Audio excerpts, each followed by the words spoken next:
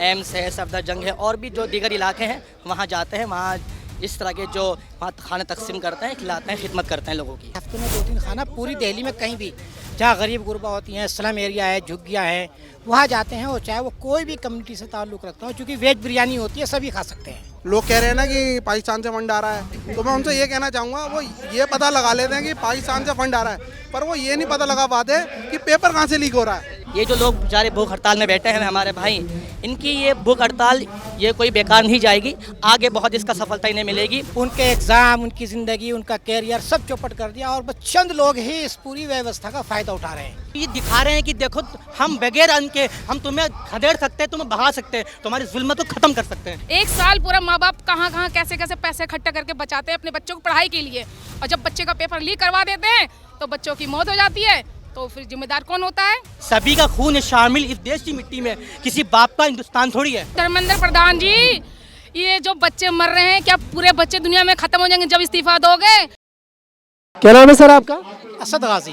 मैं देख रहा था आप बहुत सारे भगोने ला रखे हैं बिरयानी के और बहुत देर से लोग खा रहे हैं। कहाँ से आए आप? हम लोग बेसिकली दिल्ली के ही रहने वाले हैं, लेकिन फ़िलहाल ओखला में रहते हैं। जी ओखला से आ रहे हैं। जी जी। तो बहुत बड़ी बात होती है इतने सारे लोगों को खाना खिलाना। आज पहली बार आए, इससे पहले भी आप आ रहे हैं? नहीं, ये तो हमने लॉकडाउन में शुरू किया था, और लॉकडाउन में अवामी सपोर्ट से, अपने दोस्त अहबाब की सपोर्ट से, हमारे जो डोनर हैं उनकी सपोर्ट से हमने लॉकडाउन में शुरू किया था। और अल्लाह का शुक्र है कि लॉकडाउन से कंटिन्यूसली चला रहा है।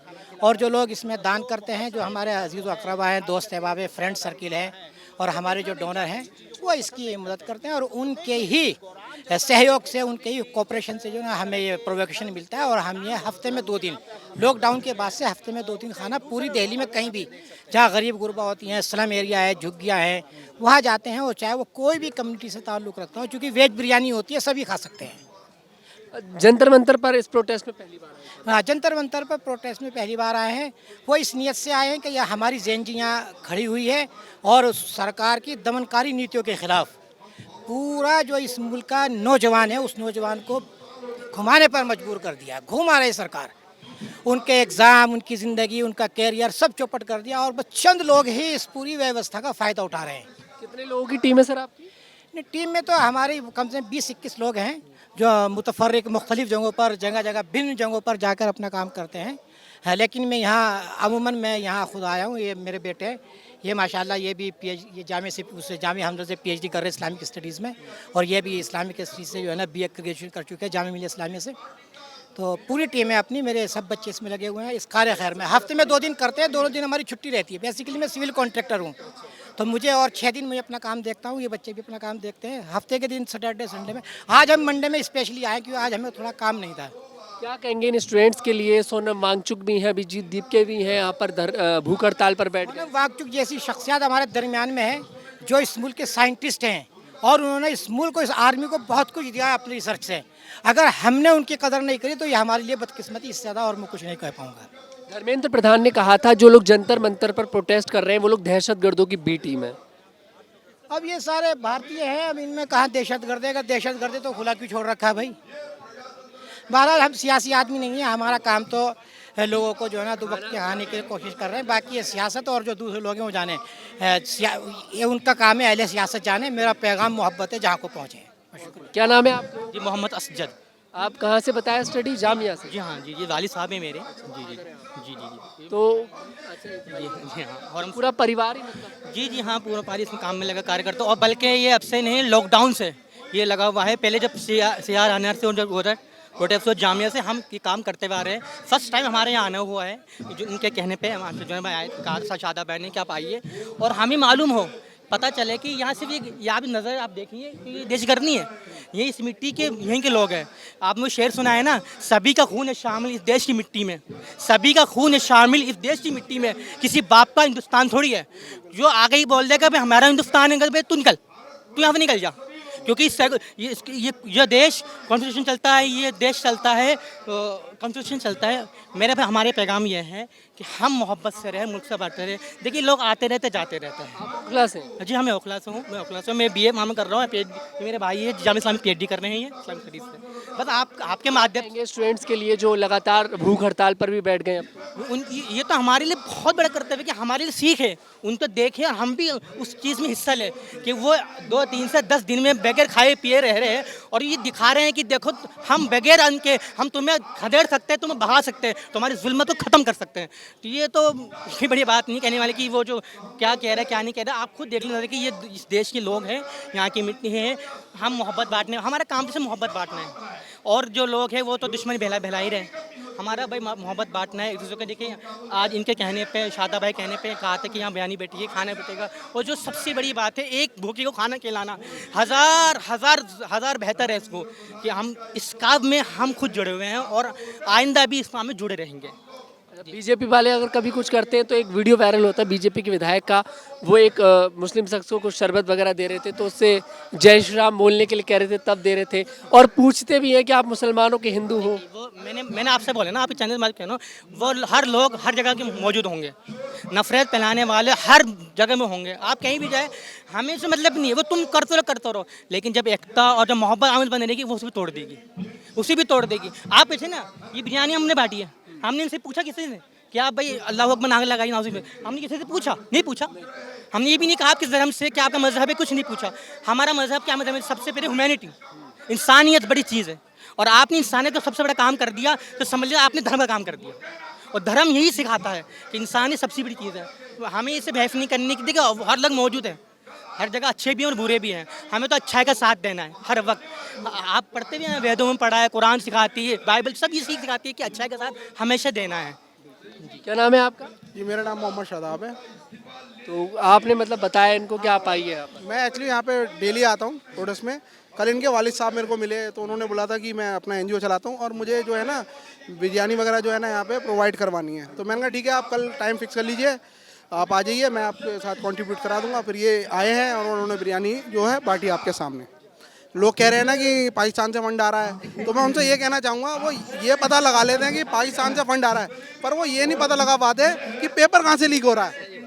वो ये नहीं पता लगा पाते, बस इस बात का। एक पेपर और लीक हो गया महाराष्ट्र। हाँ, महाराष्ट्र में मैंने अभी सुना TTP पेपर लीक हो चुका है और उस पर भी देख लो आप, कोई सख्त एक्शन नहीं है अभी तक। सरकार गूंगी बनी बैठी है, बहंगी बनी बैठी है, लेकिन कोई एक्शन नहीं ले रही है। अब हम नई जनरेशन के लिए ही इसीलिए यहाँ पे आए हैं कि कल को हमारे बच्चे ही पढ़ेंगे, आगे फ्यूचर में पढ़ेंगे, तो हम नहीं चाहते ऐसी समस्या आगे और आए। क्या लगता है धर्मेंद्र प्रधान इस्तीफा देंगे कि नहीं देंगे इन सब के बावजूद? देखिए अभी राजनाथ जी का तो जिस हिसाब से कमेंट आया था ना, बड़े हंकार में, बड़े घमंड में उन्होंने बोला बीजेपी में इस्तीफा नहीं होता। लेकिन मैं जानता हूँ ये जो लोग बैठे हैं ना, ये एक आज नहीं तो कल हम जरूर इस्तीफा लेके रहेंगे। और कैबिनेट में विस्तार होने जा रहा है तो फेरबदल भी अगर होता है तो क्या आप लोग इसे अपनी जीत मानेंगे? देखो जीत तो हम जब मानेंगे कि हमें पहले तो धर्मेंद्र प्रताप जी का इस्तीफा चाहिए और उसके अंदर कई बदलाव चाहिए, तब हम जीत मानेंगे। क्या नाम है आपका? मेरा नाम है अजहद गाजी। आप बड़े भाई हैं? मैं इनका बड़ा भाई हूँ। हाँ, हम तो ट्विंस से जुड़वा हैं। तो कैसे सीखते हैं अपने वालिद साहब से? बहुत हिम्मत का काम है, हज़ारों लोगों को खाना खिलाना हर हफ्ते, और बता रहे लॉकडाउन से ये काम करें। तो लॉकडाउन को भी 4-5 साल हो गए मेरे ख्याल से, तो लगातार हर हफ्ते करते हैं आप लोग? जी हाँ, असल में लॉकडाउन से हमने काम शुरू करा था। हमारे वालिद साहब के NGO है और सैटरडे संडे की छुट्टी होती है, तो हर हफ्ते हम काम कर रहे हैं लॉकडाउन से। और सिर्फ यहाँ नहीं कि यहाँ तो पहली बार आना हुआ है, हम क्योंकि ओखला में रहने वाले हैं, तो ओखला में जैसे बहुत से अस्पताल हैं, एम्स है, सफदरजंग है और भी जो दीगर इलाके हैं, वहाँ जाते हैं। वहाँ इस तरह के जो वहाँ खाने तकसीम करते हैं, खिलाते हैं, खिदमत करते हैं लोगों की। आपको अगर जैसे मान लीजिए कोई डोनेट भी करता है पैसे वगैरह, क्योंकि आप हमारा खुद का है ये हमारा खुद का है, कोई डोनेट नहीं करता है। बाकी अगर कोई करना चाहे तो मेरे वालिद साहब से उस बात करना चाहे। अगर जैसे मान लीजिए कोई वीडियो हमारा देखता है और वो आपको आपके सहयोग करना चाहता है, तो कैसे सहयोग करेगा वो? अगर जैसे कोई हमारा वीडियो देखता है तो हमने YouTube चैनल है, हमारा Instagram चैनल है, नंबर दे रखा है, वो वालिद साहब का नंबर है, उस पर वो उनसे रब्ता कर सकते हैं। जो भी कुछ है वो उनसे कह सकते हैं वो इस बारे में। मतलब आप लगातार करते हैं और अगर ऐसे किसी से मांगने नहीं जाते? हाँ जी, हम किसी से नहीं मांगते। ये हमारा YouTube चैनल है, हम हर जगह मुल्क की जगह जाते हैं, मुख्तलिफ जगहों में जाके बांटते हैं। जी जी जी बिल्कुल, हमारे यूट्यूब चैनल है। और जी जी लगातार बांटते हैं। लगातार बांटते हैं। हमारा सैटरडे संडे कार्य रहता है। ये पहली बार शादाब के कहने पर हम यहाँ पर आए हैं। और ये बांटते वेज बिरयानी जी जी जी जी हाँ, वेज बिरयानी बांटते हैं, लोगों के कहने पर हम बांटते हैं। जी जी बिल्कुल बिल्कुल, हम लोगों की ख्याल रखते हैं, उनके हक का, उनका धर्म का हक ना हो, उनकी चीज़ों का ना हो, हम उनके सबसे पे सम्मान रखते हैं कि आपको देखिए, यहाँ फूड फॉर ह्यूमैनिटी चैनल का नाम है, कि आप देख लीजिए शुरू से। देखिए बहुत सारी रील्स हैं इनकी और लगातार आप लोग कर रहे हैं। अभी क्या कहेंगे जिस तरह से ये प्रोटेस्ट चल रहा है और आपके भी जहन में एकदम से आए कि चलिए वहाँ पर मौजूद लोगों को खाना खिलाते, क्योंकि दिन रात ये लोग बैठे हुए हैं और बहुत से लोग तब ऐसे हैं जो भूख हड़ताल पर बैठ गए हैं। क्या लगता है इन सब के बावजूद धर्मेंद्र प्रधान इस्तीफा देंगे?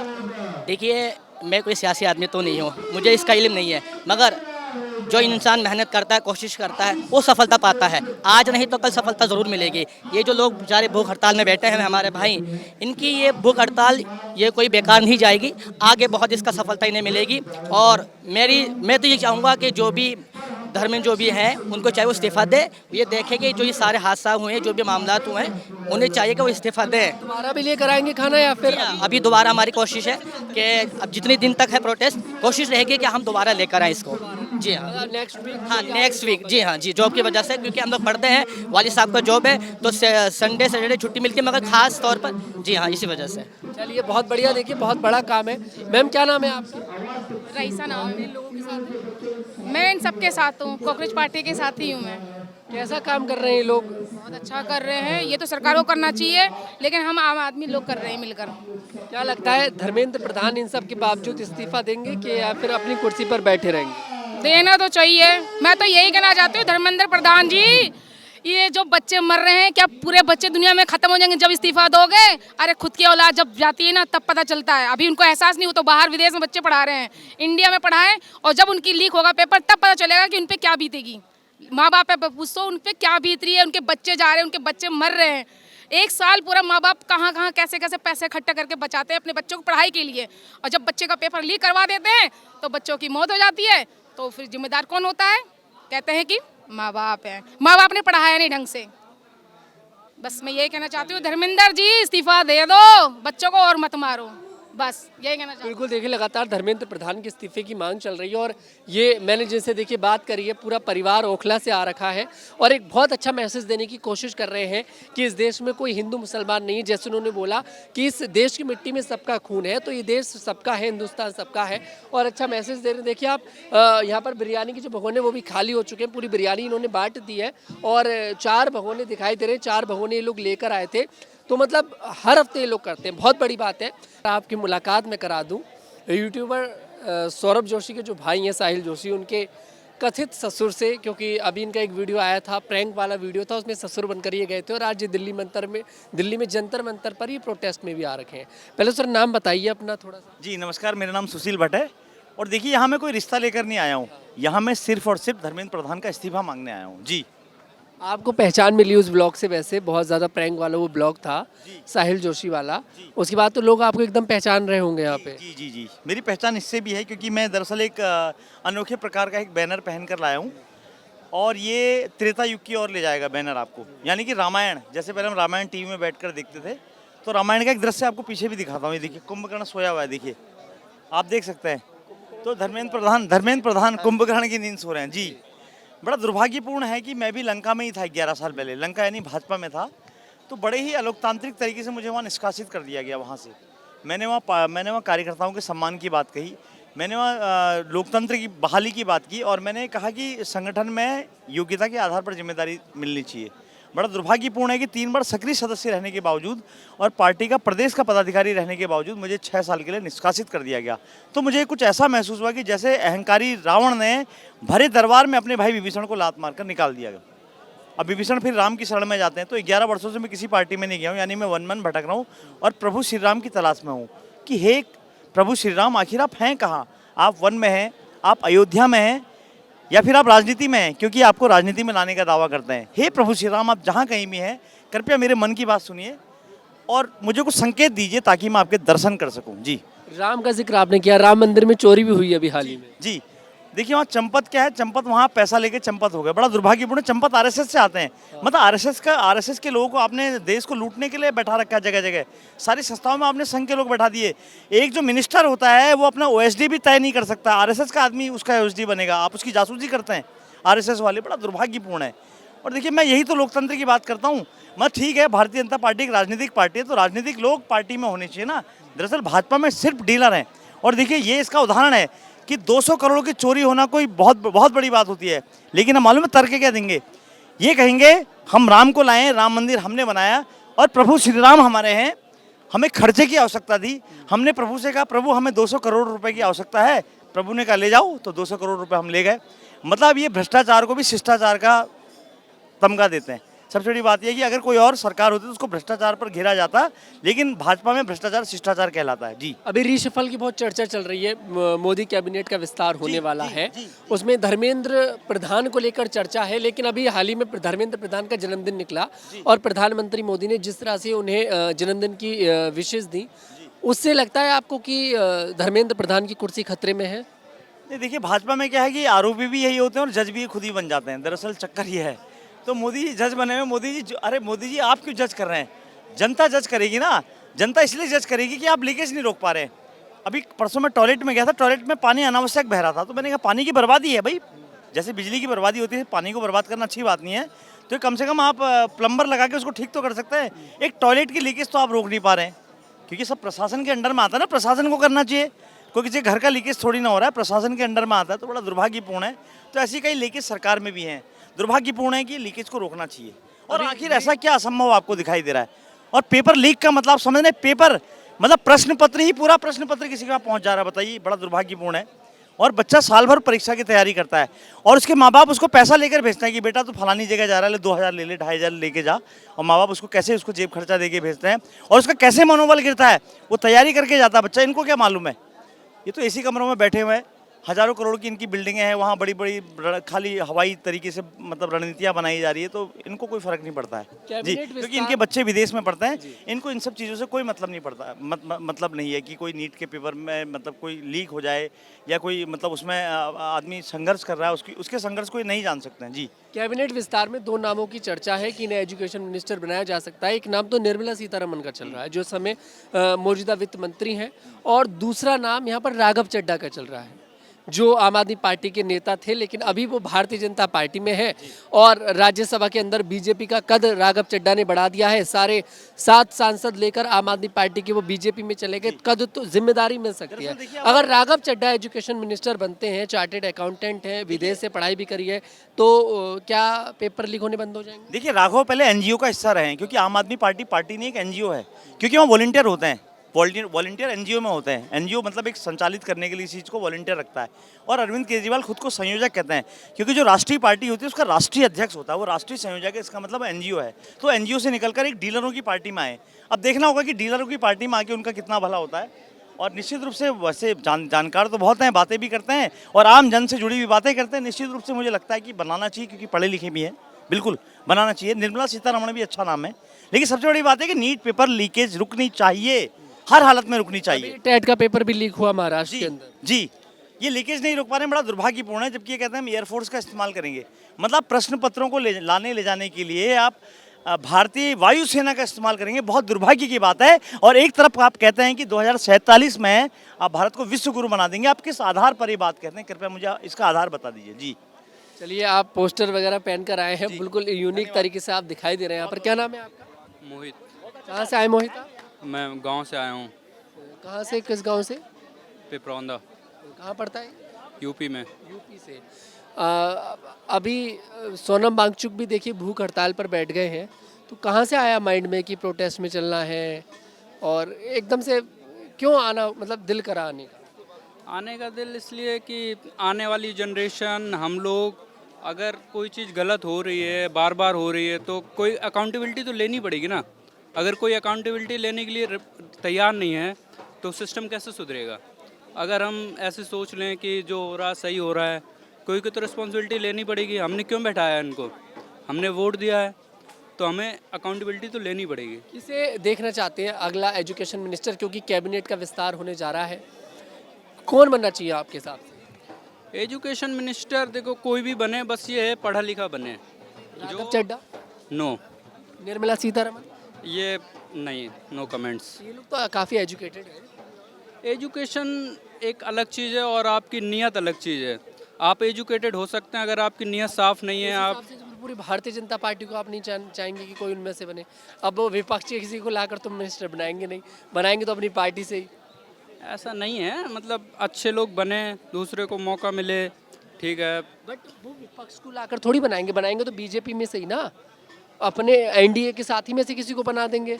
मैं तो कहता हूँ सोमनाथ वांगचुक इतने पढ़े लिखे हैं सोनम वांगचुक भारतीय जनता पार्टी से थोड़ी है। तो पार्टी से नहीं है, तो बिना पार्टी जैसे राघव चड्ढा भी कोई सीट जीत के नहीं आए थे, वो ऐसे बाई इलेक्ट हुए थे। राज्यसभा सांसद तो हैं, अब बीजेपी में तो है। अब तो है ना, तो जैसे क्या कहते हैं ये तो अगर सोनम वांगचुक बीजेपी ज्वाइन करते तो आप नहीं, खुश नहीं है, मतलब ये मैं चाहता हूँ, मेरे कहने का मतलब ये है कि जो भी बने अच्छा बने, काम करने वाला बने, सिर्फ नाम के लिए ना बने। आपने जैसे बोला कि सोनम वांगचुक को बना दो, गलत क्वेश्चन पूछ रहे हैं।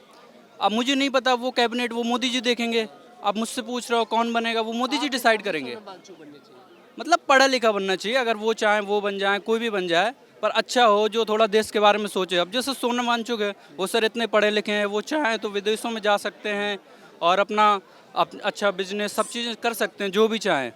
बट उन्हें देश को चुना तो मतलब वो दर्शाता है कि वो देश के लिए कुछ करना चाहते हैं। तो ऐसे लोग आएंगे तो वो अपने प्रॉफिट के लिए नहीं आएंगे, वो आएंगे मतलब देश के लिए आएंगे। जब वो पहले से बंदा इतना सेक्रीफाइस कर चुका है तो उन्हें कहीं ना कहीं अपनी जिम्मेदारी अकाउंटेबिलिटी निभाई है यहाँ पे आके। उनके पास क्या कमी, इतने पढ़े लिखे हैं, वो चाहें तो विदेश में सेटल हो जाते हैं, बढ़िया कमाते हैं। जैसे हमारे बहुत सारे सेलिब्रिटी सब हो रहे हैं, नाम इंडिया के नाम से कमा रहे हैं कि भाई इंडिया के सुपरस्टार हैं, ये है वो है, और बस जैसे पैसा कमा लिया बाहर शिफ्ट हो गए।